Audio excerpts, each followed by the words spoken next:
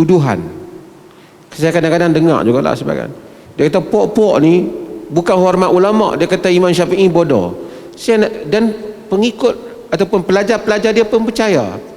Saya ingin potongan ni tuan-tuan bagi kepada dia orang. Pergi cari siapa dia yang di penceramah hak duk ngajak pada sunnah ni yang kata Imam Syafi'i bodoh. Siapa dia? Bahkan semua yang tuan-tuan akan dengar akan menyebut Imam Syafi'i rahimahullahu ta'ala. Dia orang ni kata ulama-ulama bodoh belaka. Saya nak tanya, siapa dia yang kata ulama-ulama bodoh belaka? Ulama mana yang mereka kata ulama? Melainkan dia klaim diri dia ulama, lepas tu dia bodoh orang lain budak-budak netizen bodohkan dia ambil gitu. Tapi hatta netizen tak pernah kata Imam Malik ke, Abu Hanifah ke, Imam Syafi'i ke, Imam Ahmad yang bodoh. Tidak pernah mengkafirkan ulama. Mereka ni kafirkan ulama. Kita tanya, ulama mana yang kena kafir tu? Siapa dia tokoh agama yang mereka tuduh sebagai Wahabi yang kata kafir kepada ulama? Ulama mana? Ini semua rekaan penceramah-penceramah yang menghasut ini. Sebab tu Allah marah pada Yahudi ni, samma'una lil kadhibi samma'una liqaumin akharin lam ya'tuk. Mereka itu mendengar cerita-cerita dusta, mendengar pada satu kaum yang tidak pernah menghadiri kamu. Pok-pok tu kata mazhab Syafi'i ni, Imam Syafi'i ni bodoh. Siapa dia kata Imam Syafi'i bodoh? Orang kata bodoh lah sebab Imam Syafi'i kunut, mu tak mau kunut, mu pandai pada Imam Syafi'i. Oh, kalau macam tu Abu Hanifah tak kunut, kau kunut, kau kata Imam Abu Hanifah bodoh lah. Dia buat kesimpulan sendiri. Anak buah dia ni ataupun anak buah mereka ni percayalah, oh pok-pok tu kafirkan ulama-ulama. Kita tahu ulama mana dia kafirkan. Yang kita dengar dia kafirkan orang ada, ataupun mereka kafirkan orang, kafirkan orang ni kita dengar. Kita tak pernah dengar orang kafirkan orang. Kata hadis dhaif, pandangan ni dhaif, ada khata, salah. Itu ada, betul. Tapi tak pernah mengkafirkan.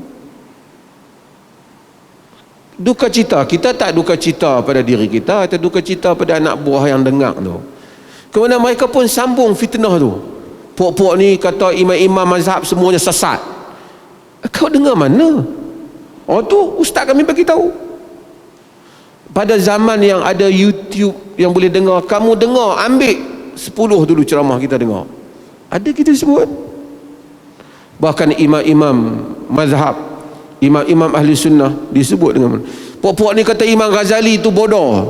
Siapa kata Imam Ghazali bodoh?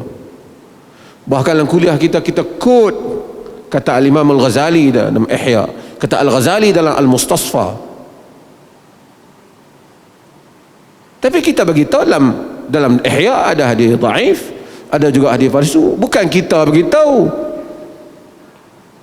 Ulama-ulama seperti Al-Iraqi bagi tahu. Hatta yang defend Al-Ghazali seperti Asy-Syubki, dia juga menyebut hal yang sama. Ibn Kathir yang kamu baca tafsir Ibn Kathir tu, dia sebut benda yang sama. Ibnul Jauzi yang kamu angkat dia kerana dia tu sebut tentang tanzih, dia bersama dengan mazhab Asy'ariyah dalam mazhab tentang berhubungan tangan Tuhan. Lagi berat perkataannya kepada Al-Ghazali dan Talbisul Iblis. Tapi kita tak quote seperti itu. Tetap kita rahimahullah. Kita kata seperti mana Az-Zahabi kata, wal Ghazaliyu imam, wal Ghazaliyu alim, wa laysa min syartil alim alla yukhti. Al-Ghazali itu imam, tapi bukan syarat orang alim tak silap.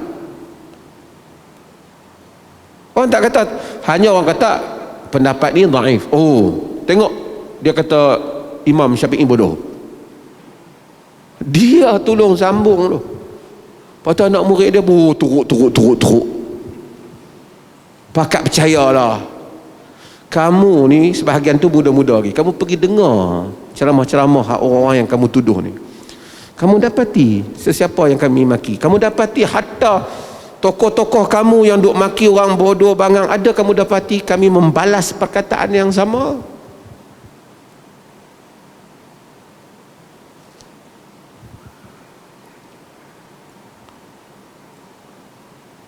bagi agama itu ada cahayanya. Ada cahayanya. Sebab itu sebagian ulama kata hadis itu kasyams. Hadis itu ada cahayanya. Kalau dia benar hadis Nabi, terasa orang-orang yang ta'amul dengan hadis, dia tahu ini hadis Nabi. Bagi Islam dan akhlak Islam itu, agama yang benar itu ada kesannya pada diri manusia. Bercakap tadi tentang kesufian, kita tak tolak 100% sufi. Sufiyu ahli sunnati wal jamaah, kata Ibn Taimiyah. Ahli sufi, ahli sunnah wal jamaah. Yang sufi dia fuqaha ahli sunnah wal jamaah. Sufi dia ahli sunnah wal jamaah. Hatta Ibn Taimiyah berbeza dengan mazhab Asy'ariyah. Dalam Al-Hasanah wa Sayyi'ah dia kata, wa hum aqrabu taifah ila sunnah. Mereka taifah puak yang pendekat kepada sunnah. Berakhlak, itu punca manusia bergaduh. Sebab ada apa? Batu api. Nak rot, bolehlah kita rot lah pandangan tu. Jangan kata benda yang orang tak kata. Di dalam kaedah dia sebut lazimul qaul laisa biqaulin. Benda yang kita boleh faham sebagai satu benda orang kata pun tak boleh tuduh orang tu kata, padahal boleh faham macam tu dah. Misalnya tuan-tuan dengar satu orang tiba-tiba bersembang, dia kata kita kalau ada duit apa pun boleh buat. Kita kata dia tu kufur. Dia ingat kalau ada duit apa pun boleh buat. Dia macam dengan Tuhan, kalau ada duit macam Tuhan. Tuhan tolong tambah. Han tanya dia balik apa maksud dia. Bila tanya, dah lah kalau ada duit tu mudah lah. Itu cakap dia. Dia panggil lazimul qaul. Apa yang awak faham daripada dia cakap pun tak boleh kata dia cakap. Yang kau faham tak boleh kata dia cakap. Hak dia cakap ada duit, yang tu dia cakap. Yang kau tolong fahamkan untuk dia tak boleh. Melainkan ungkapan dia itu jelas, tidak ada takwil lagi. Ataupun dia tak mau tarik setelah kita kata, apa maksud kau tadi? Maksudnya kalau ada duit, apa pun hak Tuhan tak bagi pun boleh buat. Itulah. Itu clear. Lazimul qaul laisa biqaul. Sebab tu tuan-tuan, kita umat Islam dalam banyak isu semangat kita, alhamdulillah di Perlis ni, kalau tuan-tuan tengok tauliah yang kita beri, ada orang dia bukan ada sebahagian dia tak sama dengan Perlis, kita bagi tauliah dia. Pasal kita tahu dia tak maki orang, dia tak apa kita bagi. Ramai tokoh-tokoh di Malaysia ni bukan dia minta, kita pergi hantar tauliah dia. Kita tak ada isu. Hatta saya beritahu, kita cuba elak daripada nak tangkap, nak apa, kita tak mau pergaduhan sesama orang Islam. Selagi mereka tokoh-tokoh agama lebih pada menasihat dan seumpama. Ada beberapa tokoh yang pernah mari berdebat di Perlis ni. Pernah debat dengan Ustaz Salman, pernah debat mungkin dengan Dr. Rozaimi. Ada perbezaan dengan kita. Hak tokoh hak maki kuat hari tu ni pernah main debat dengan Ustaz Salman.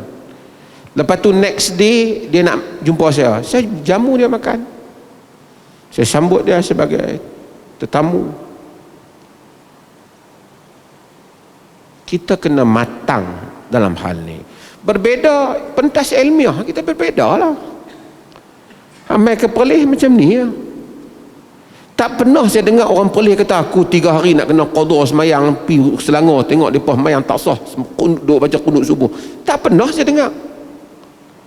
Tapi ada orang dia main semayang kat Kuala Perlis, dia kata karut subuh tak qunut. Padahal Mekah tak qunut, Madinah tak qunut. Dia pergi haji tak qunut, dia pergi umrah tak qunut. Mereka kata siapa yang dia tuduh Wahabi tu keluar akidah dia, kafir. Ada mereka tuan-tuan tengok kenyataan-kenyataan tu terkeluar. Termasuk yang dia tuduh tu imam-imam Masjidil Haram lah. Macam mana orang yang pergi umrah kena qada sembahyang ke tak?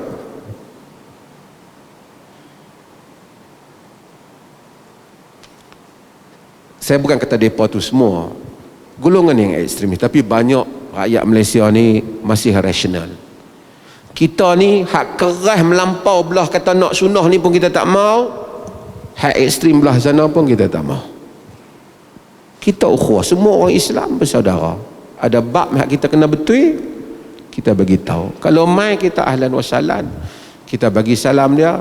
Siapa yang salatana wastaqbala qiblatana, semayang macam kita, menghadap kiblat kita, dia saudara muslim kita. Dia saudara muslim kita. Kita tak kata kafir mu, kita tak kata. Ini adalah kerja ekstremis yang mengkafirkan sesama muslim. Wallahu a'lam.